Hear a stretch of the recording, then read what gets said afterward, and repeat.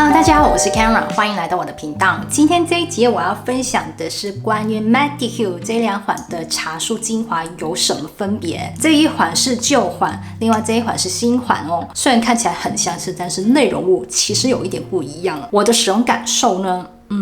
等一下慢慢跟你们解释。其实单看成分来说，新款的茶树精华成分会比较少，大概只有19种而已，整体成分都很好，很不错。旧款它的总成分大概有49种，光听到成分就觉得，一定是新款比较好，对不对？我觉得可以是，也可以不是，就看你看到的点是什么。先从新款介绍起，它的主要成分添加了92% 的茶树叶水，另外有添加多种的茶树提取物以及萃取，还有一些植物的提取物、乳酸菌发酵物。它的茶树的成分浓度会比较高一点。使用感受，我觉得跟旧款几乎是差不多，但是它的保湿度有变高一点哦。它的精华也是有一点点绿色，流动性很强，但是涂在皮肤的感觉保湿度、滋润度会比较高一点。整体也是属于清爽型的精华，而且它会比较有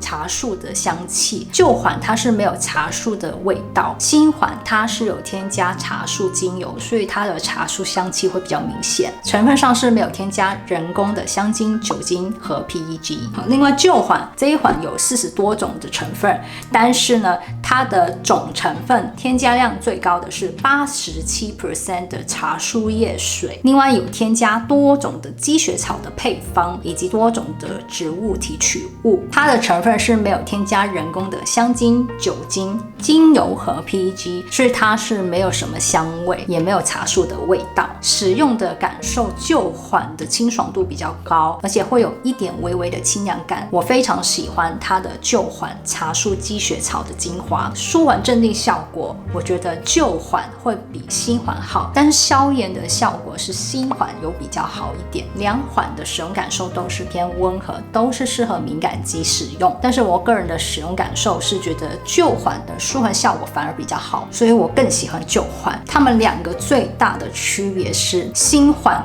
没有积雪草的成分，它把很多的植物提取物以及积雪草的成分都拿掉，所以成分变得比较简单。拿掉积雪草跟提取物这一部分呢，不见得是不好的事情。我记得有一位观众，他是对积雪草有过敏，刚好新款的茶树精华就完全没有积雪草的成分，但是因为它同时有添加一点点的茶树精油，所以整体舒缓效果我觉得又降低一点。因为精油部分反而是对于敏感肌来说是增加它的刺激度，当然它的精油部分添加量是少的，所以敏感肌还是可以使用。只是两款去对比的话，明显旧款它的舒缓效果我感觉有比较好，而且它的肤感我更喜欢，因为它的旧款的清爽度很高，同时有点保湿度，又可以同时叠擦其他产品，舒适度很高，很适合日常使用。新款的话，它的保湿度稍微高一点点，如果皮肤比较油的朋友们，春夏天呢就不太适合叠擦太多东西。首先你可以看到它们的颜色就有一点不一样了，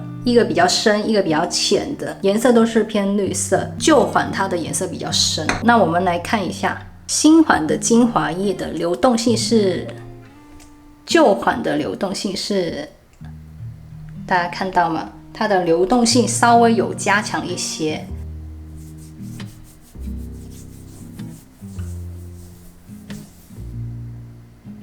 其实新款的茶树味道并没有很明显很浓郁，只是它有添加精油，所以还是闻得到一点点茶树的味道。旧款是完全没有茶树的香气。两款使用感都是偏清爽。旧款这个精华我还会使用在头皮上，有时候头皮这一段时间容易发炎，我会用它滴在头皮上，因为它很清爽，很好吸收。它的成分也特别适合敏感头皮使用，用完之后不会油油的。旧款这一款呢，会适合头皮比较干的时候用，虽然它的质地也是偏水偏清爽，但是多一点点保湿感呢，感觉就不一样了，头皮会很明显。这就是我对他们的使用感受。好，整体来说，我觉得这两个产品都是很好的，只是要看你喜欢哪一种。我觉得新款旧款没有哪一个比较好，只有哪一个你比较喜欢。不知道有没有解答到大家的问题呢？在这里补充一下，我觉得这个 Skin 1004的茶树精华，其实使用感受跟整体成分跟 Medihue 这一款新款的茶树精华很相似，它的质地也是偏水状。状的，流动性也是比较强，但是它的颜色是透明的，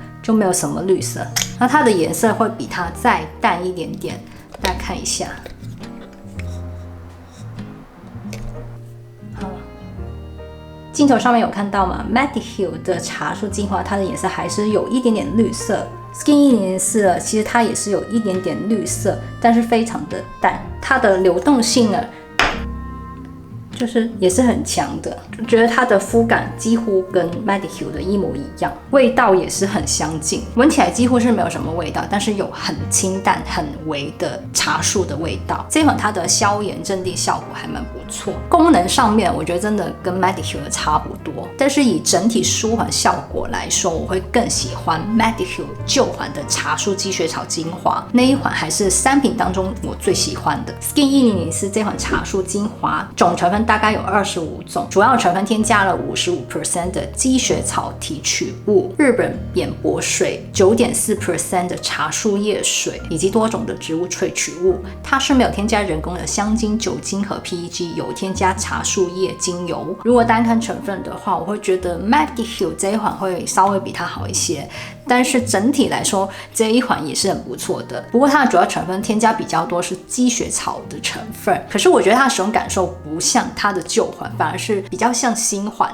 这就是他们的奇妙之处。这3款呢，我觉得使用感受都蛮类似的，主要的功能性都是蛮类似，质地也是很相近。但是目前我觉得旧款还是没办法取代它，希望它不要停产。反而新款呢，这2个使用感受都蛮相近，买这个就可以不用买这个。好，那么今天的分享就到这里结束了。喜欢我的影片的朋友们，请记得帮我按赞，还有别忘记分享、订阅、按响铃铛。我们下次见吧，拜拜。